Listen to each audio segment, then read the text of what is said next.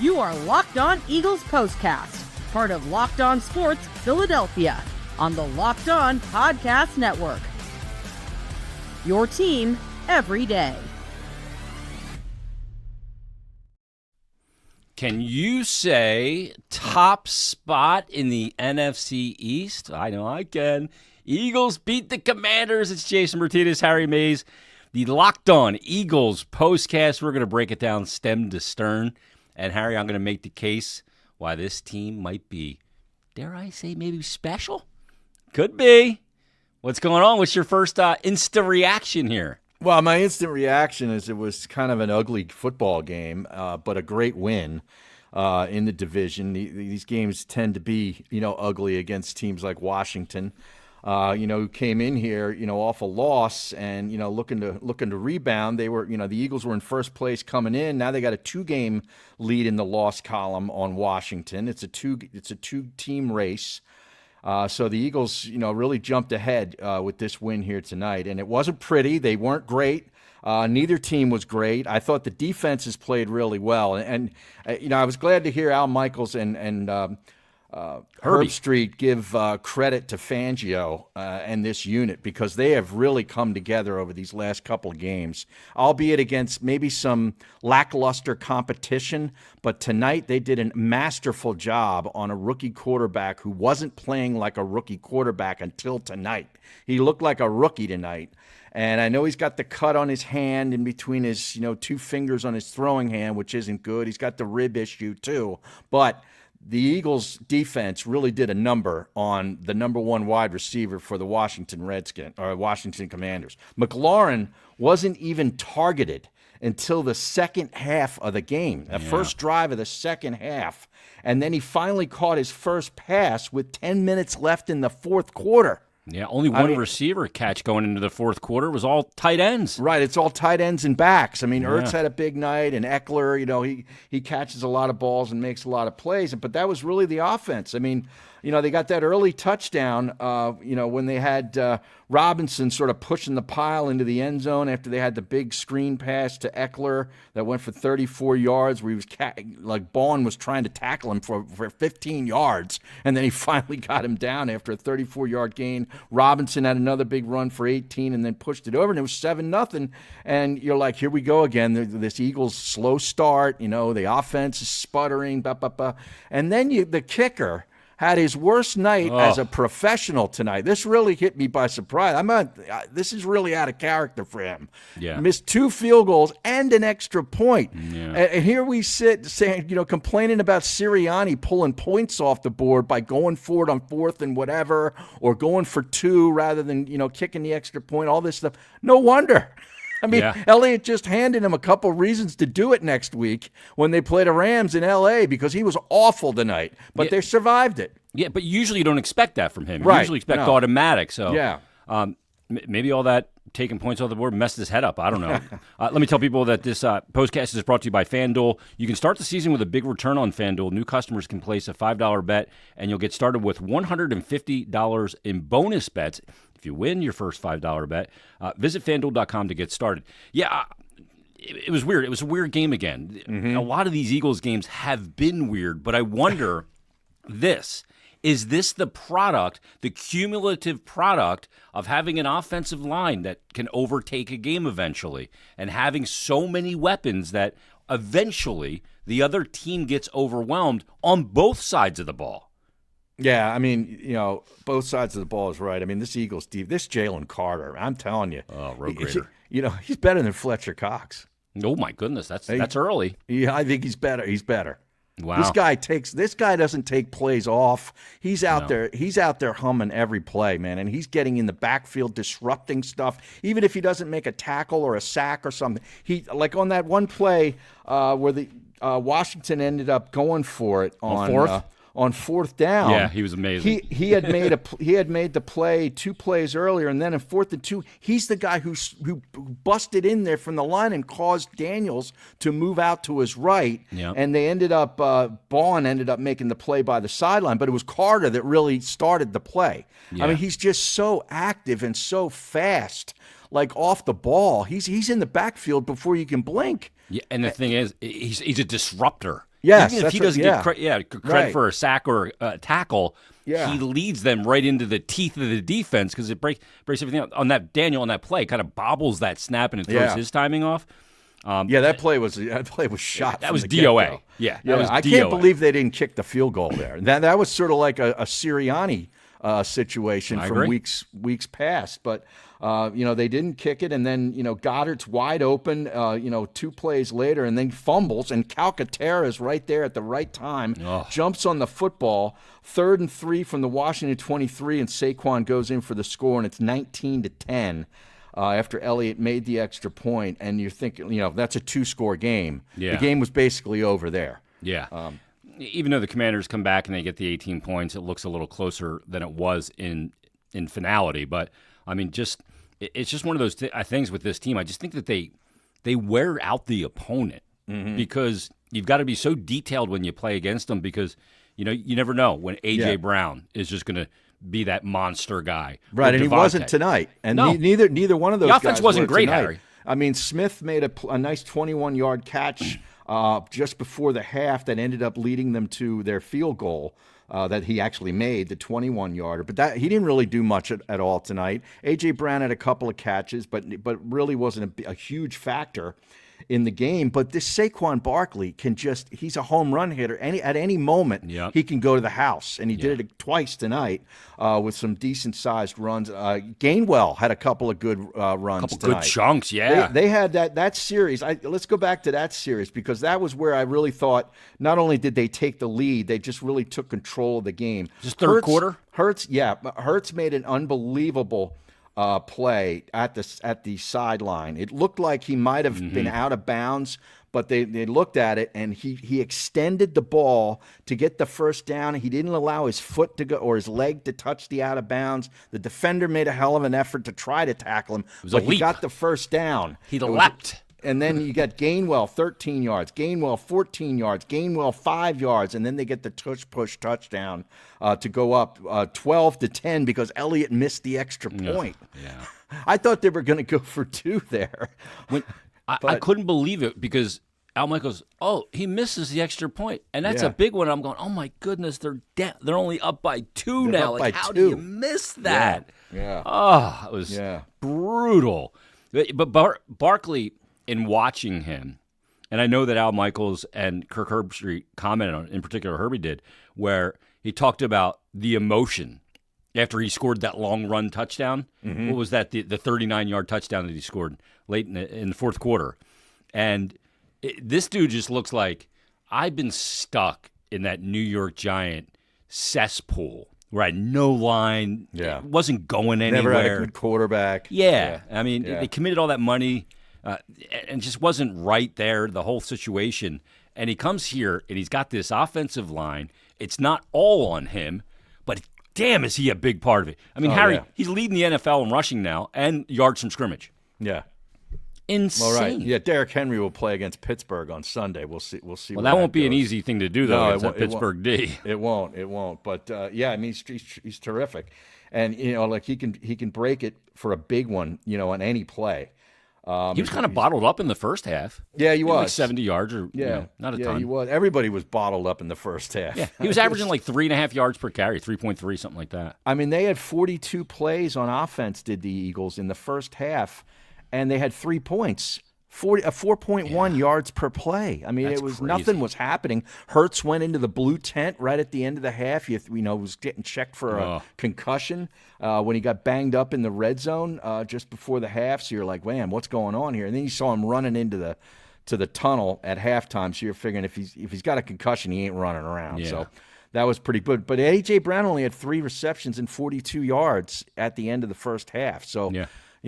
Nobody was really doing much of anything. It was all defense and missed kicks and missed opportunities. Bad. Washington was terrible on third down tonight. 1 of 9.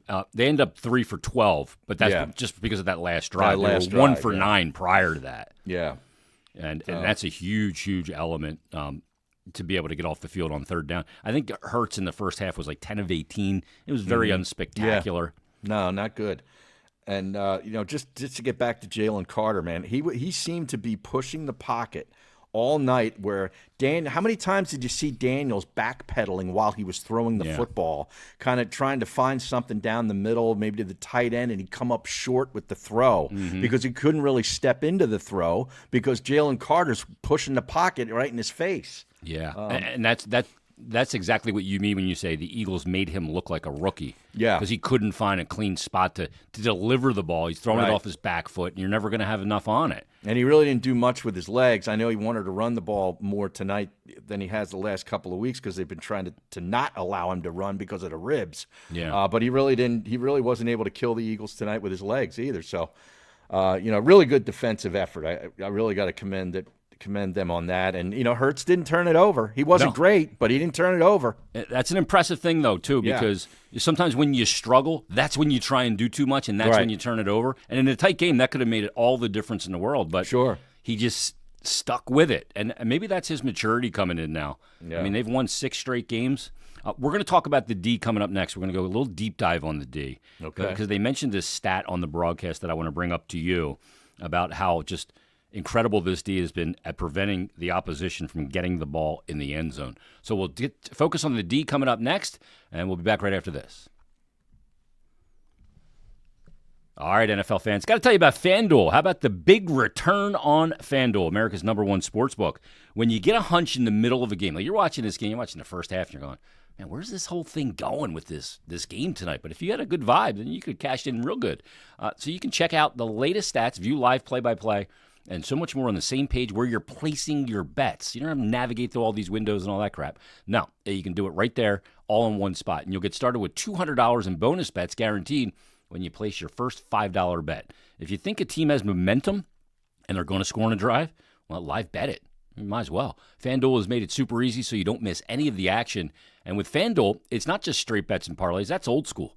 Visit FanDuel.com. They got all kinds of things you can bet on pretty much everything. And you can see all the odds and opportunities to get in on the action while you watch the action. You don't miss anything.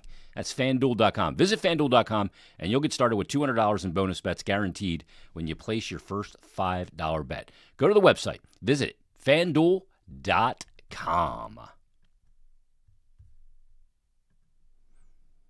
All right, Harry. Time to talk D. Because I said it last week that this team may be a legit Super Bowl contender because of the D. And here's the stat. Let's pay off the T's, Harry. The Eagles have won 6 straight games. Mm-hmm. And 7 now, touchdowns they've allowed because they got that late junked one at the end there. 7 touchdowns allowed in their last 6 games. It's not hard to figure out why they're surging in the standings. Yeah, no doubt about it. I mean, they've really come together as a unit. And, the linebackers, like your guy Zach Bond, leads them in tackles. It seems each and every week. He's all over the place from sideline to sideline, making plays. Cooper DeJean, they've really worked him in nicely over these last couple of games, where he's giving you something. Blankenship came up with a big interception tonight.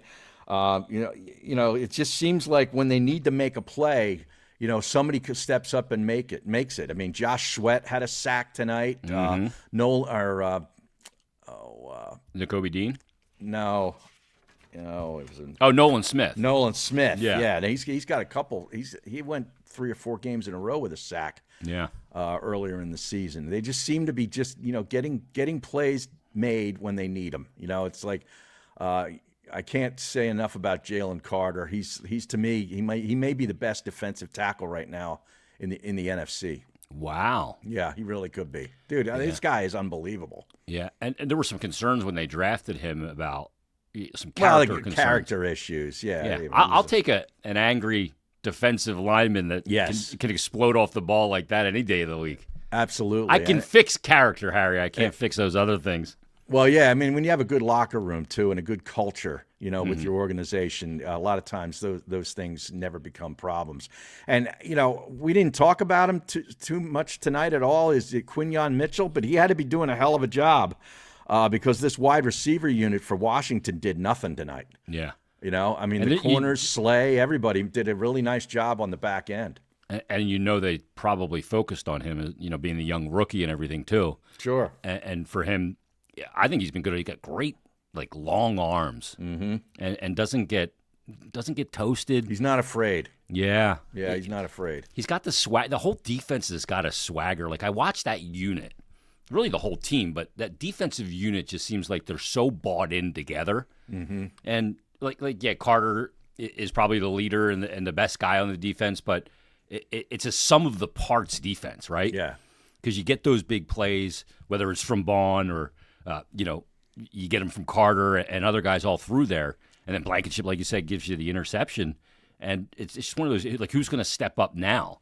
Yeah. And when the defense is like, I think that's when a defense is at its best, when they're all kind of playing like that. They had 8 tackles for loss tonight and 3 sacks. Yeah.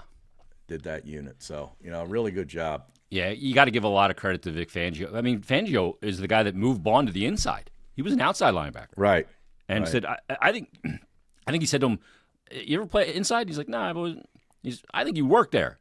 And yeah, boom. and he was kind of an unsung player in New Orleans. I mean, it wasn't like he was some key to their defense.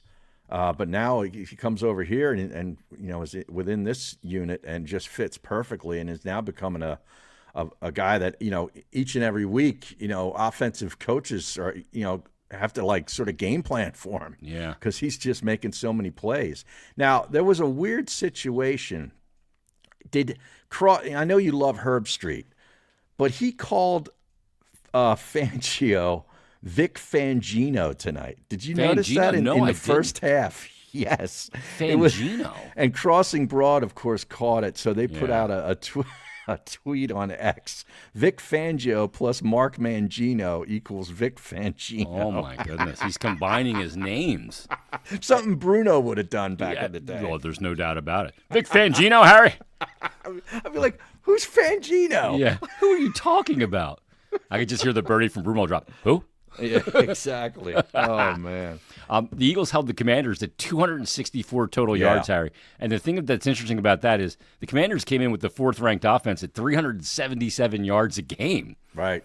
Yeah. And they just lock them down again. And it just seems week in and week out this Vic Fangino guy has got the Eagles on the right scheme. Yeah. That is classic. I can't believe I missed that. Yeah, it was in the first half. Oh, my goodness. Yeah, it was pretty funny. Well, the D, once again, leads the way for a little bit of a sluggish offense.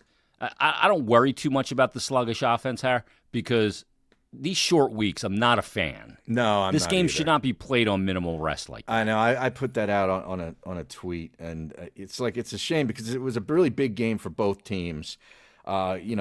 Washington was coming off a really hard-fought loss against a good Pittsburgh team, 4 days ago. The Eagles in an emotional game against their division rival. I know they blew them out, but it's still, a road game against, a team that you look forward to playing, twice each year. Still the it's Cowboys. It's a big week. It's still the Cowboys. And, and then 4 days later you turn around and play the team that's, a half game behind you in the standings. Yeah. It just kind of, I'm not a fan of the Thursday night games. You know that. Yeah, and it's not going to change because I know. It's the cash grab. If anything, they'll put more games on during the week. Yeah, didn't they say at one point that the NFL was looking to have a game every day of the week? I'm like, how are you even going to do this? Yeah, I know. We're in Germany one day too, and then Brazil. Like, enough already. Just super serve us with.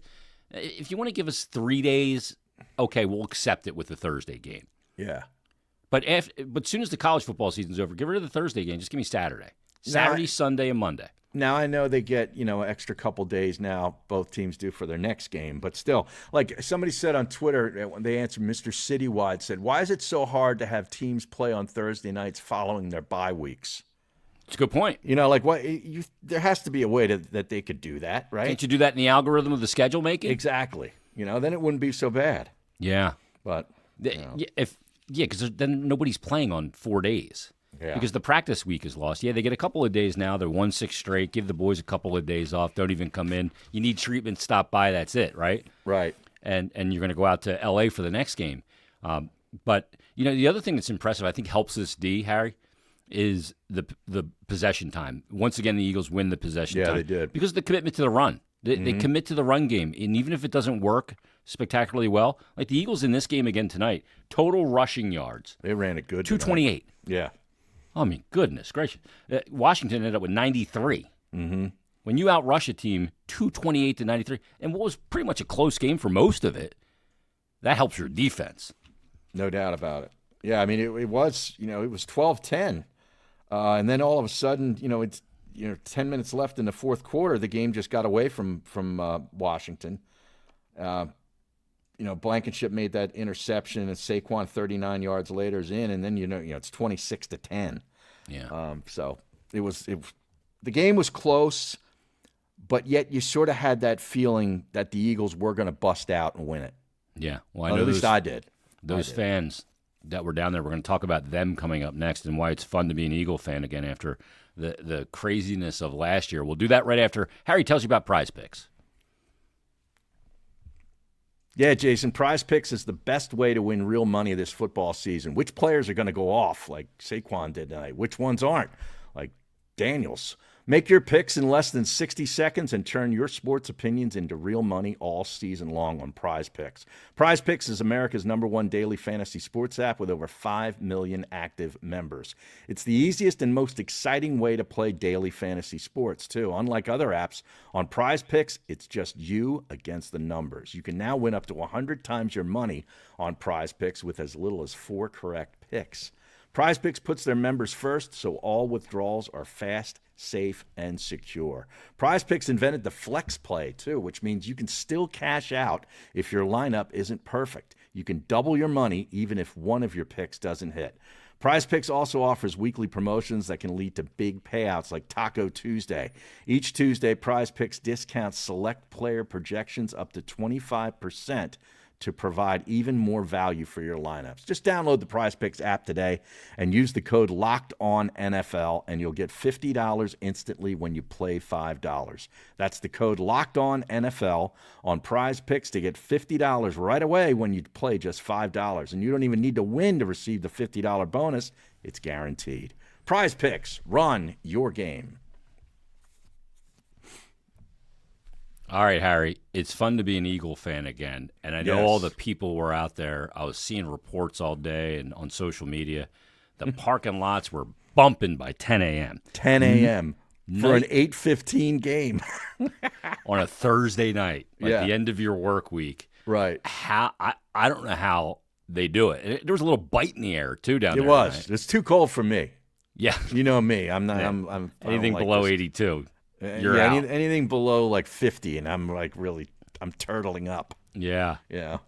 But they got after it. Even at the end of that game on that fourth down play that Washington's running, the game's over. I mean, just listen to Al Michaels. He told us it was over way before that. Yeah.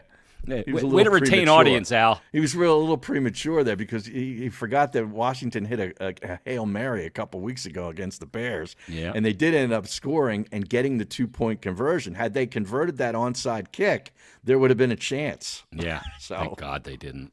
And I'm sure Al Michaels is saying that too. But I the know. fans, I mean, there's like two minutes left in the game. Mm-hmm. They've been down there just slamming cocktails, buckled by that point, and they're still getting after it. For the whole first half, there really wasn't a whole lot of excitement for them. No, that would have lulled me into a coma. I know. After all those drinks, I'd have been like, I had a good enough time down here all day. I'm good to go home. I'll watch the second half from the home studio. Right. Yeah. But, no, they hang in there, man. They really do. Well, one of the reasons why they're hanging in there, Harry, let's be honest about this, is the way that last year finished.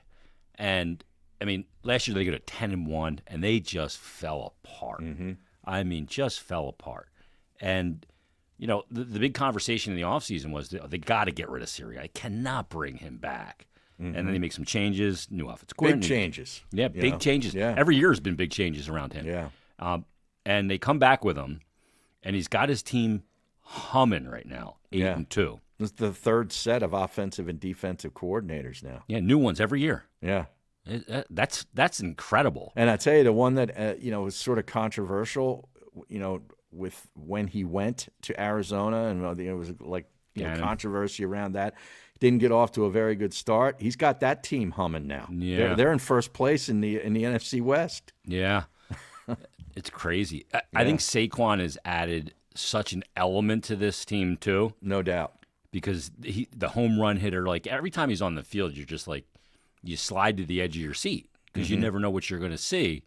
And seeing how he's reacting to it becomes infectious to the other players and definitely the fans. Yeah, they haven't had this since LaShawn McCoy was in his prime here. Yeah. That kind Miles of Sanders was never even close to this. No, different. Not the home run hitter type, but he was good back. Yeah, and Swift was a good back here for a year, but not to this level. Yeah, this guy's arguably the best in the league. Yeah, he's got to be in the MVP conversation, and just what he's meant. I mean, he's got the one blemish from earlier in the season. What was it, the Atlanta game? Atlanta game when he dropped the pass. Yeah. I mean, he's got over 1,000 yards. How many yards does he have now? He had 1,000 tonight early in the game. Yeah, let me see. I'll tell you exactly what he's got, but I mean, you look at it. He's probably the Eagles' MVP. Not probably, he is on offense. Yeah, yeah, absolutely. He's got 991 rushing yards. He's still behind Derrick Henry. Maybe it hasn't calculated the new yards yet. So he's probably over 1,000 there. But yeah, he's been just an absolute monster for this team, and he looks like he's having the time of his life, which is awesome. And this feels good after last year, the way things went so sour. I didn't know that. Wasn't sure that if there'd be a team under the same regime that could rebound. Right. After, because that was a cataclysmic meltdown last year. It was. Yeah, a lot of times coaches don't survive that as far as head coaches. You're right. And if they do, their time is really short after that because it usually does not work out. Well, yeah, and they got out to the 2-2 start before the bye week this year, and there was some rumblings about it. Yeah. But we were talking about it a couple weeks ago with some of those decisions on kicking the field goals and taking points off the board with Sirianni. He did everything he could to lose the game, but the players wouldn't let him. Yeah. So are you ready to say this team's a legit contender to come out of the NFC, Harry? Well, they are. I mean, it depends on, to me, where that NFC Championship game would be played. Do they have to go to Detroit? Or does Detroit come here? You think that's the biggest factor? Playing in Detroit? It usually is. I mean, if you can get a dome team outdoors in January, that's advantage. It's a big advantage. Yeah, no doubt. Goff doesn't strike me as the kind of player that really is a cold weather guy.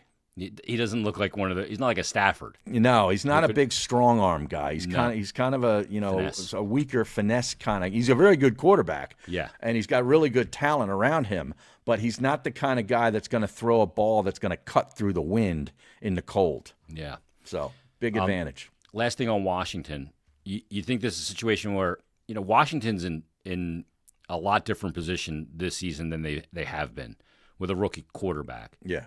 They're realizing it's hard to be where they are. Well, I mean, they also had a pretty soft schedule too. If you look at the teams that they've beaten, they've taken advantage. They're playing the same type schedule that the Eagles are, obviously, because they're in the same division. But look at what they did. They beat the Giants twice. They beat the Bears, who aren't any good. They beat Carolina. Went to Cincy and won, though. Yeah, they went to Cincy and won. That was early in the year before Cincinnati, really kind of fell on hard times. That's a good win. And they beat Arizona early in the year before Arizona kind of got it going. Yeah. Those are two good road wins. Yeah. But they beat the Giants twice. They beat Cleveland. They beat Carolina and the Bears. I mean, there's some with soft. Hail Mary. Right. They needed the Hail Mary to beat the Bears. You're right. Yeah. But I think that Washington's a team that's like a year away. They still. There is a ladder you got to climb. They might make a wild card. Yeah, they could be a wild card team. Yeah, but there is a ladder you got to climb, and I believe that in the NFL. I mean, they're 10-point favorites next week against Dallas at home, and the Eagles are 2.5-point favorites on the road at Los Angeles. Interesting. And that's a Sunday night game, another night game. Yeah, you love those. Oh God, we'll be on late night again, Sunday night football. Yep. All right, let's wrap things up there. Great job, Harry. Great analysis by you once again as the Eagles beat the Commanders and are now 8-2 on the season. And thank everybody for listening and watching. Leave us a 5-star rating and review. Make sure you hit the subscribe button, notifications. That way you'll know when we're live after each and every game. And thanks for making the Locked On Eagles podcast your first listen today and every day. And for your second listen, go find the new Locked On NFL now with 2 shows every day. First, the Madman Tyler Rowland kicks off your morning with a double shot of NFL espresso, and then stop by the barbershop with Tony Wiggins for some real NFL talk. You can find Locked On NFL on YouTube and wherever you listen to your podcasts. And the Locked On Eagles show every day. That's correct. Yeah. Those guys will have their reaction to this win as well. And we'll join you next week when the Eagles take on the Rams. We'll be along for the postcast immediately when the clock hits 0. Have a great week, everybody. We'll talk to you next time on the Eagles Postcast.